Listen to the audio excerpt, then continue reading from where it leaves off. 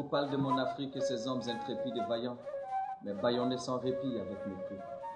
C'est au bord d'un fleuve lointain que je tenais une calebasse remplie d'eau. À mon réveil du petit matin de Noued, je regardais dans cette même calebasse mon image qui se reflétait. Et comme dans un miroir, je voyais ma grand-mère fabriquer sa gribette depuis le bas-fond de mon village. Et sur des arbres de tèche taillées s'entassaient des murs blancs. Mais je ne suis pas ce blanc-là. Autour des 3 vers d'été, elle me racontait l'histoire de mon Afrique et ses hommes. Mon Afrique et ses hommes intrépides et vaillants, mais bâillonnés sans répit avec mépris. De celui qui fut la lumière du Sahel, Cheikh Hamallah, je t'honore dans la Zawi avec une fatra. Pour chasser, tu es ce fauve Samori, toi et ton épée le Dougoufaga. Hérité, j'ai vu ce Touré. L'obstacle obsédé faisait sursauter le général de Gaulle, qui oublie son chapeau. Yahouya, fais le poids devant l'Occident, et tu finiras comme Muammar au profit des colonisateurs. Le premier verre d'été fut servi, et ma mère Aïcha me sent Sedoum comme une brise qui traverse le désert. Après, je vois Morta Dada dans mon songe sans illusion, proclamant l'indépendance de ma Mauritanie sous une tente. Et comme une chute du Niagara, Thomas lui prédit sa mort dans l'enthousiasme de la Révolution. Et l'homme intègre nous laisse la légende des idées qui ne meurent pas. Trop intelligent pour l'Afrique, le point tu seras Senghor parmi les académiciens. Mais j'ai cru entendre dire par moments que l'homme africain n'est pas assez entré dans l'histoire. Alors l'Afrique, berceau de l'humanité, répond à Sarko que l'histoire appartient à l'Afrique.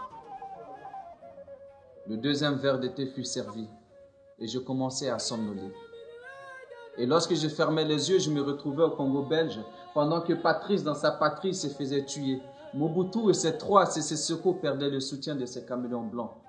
Et à l'aide du mouchoir d'Umkelsoum, j'arrivais à essuyer les peines de Gamal Abdel Nasser.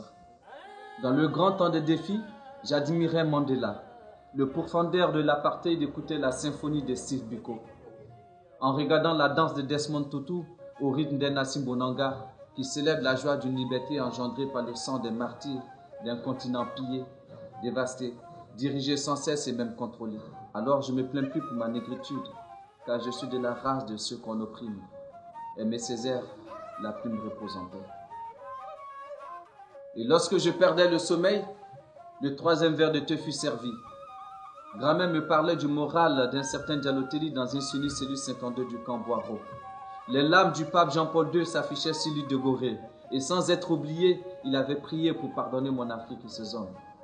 Mon Afrique et ses hommes intrépides et vaillants, mais bâillonnés sans répit et avec mépris. Voici l'histoire de cette Afrique et ses hommes intrépides et vaillants, mais bâillonnés sans répit et avec mépris. La terre 2 fois violée est devenue ce panier de semences aux valeurs inestimables. Je salue ta mémoire et aux ancêtres inatteignables.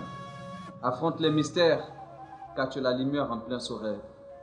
Déterre ce baobab et tu seras Modibo au pas de Sundiata Keita. Roi comme Yekini au milieu des arènes. Dis-moi que je suis africain et je te dirai que je n'ai plus rien. Et pourtant, l'histoire me révèle.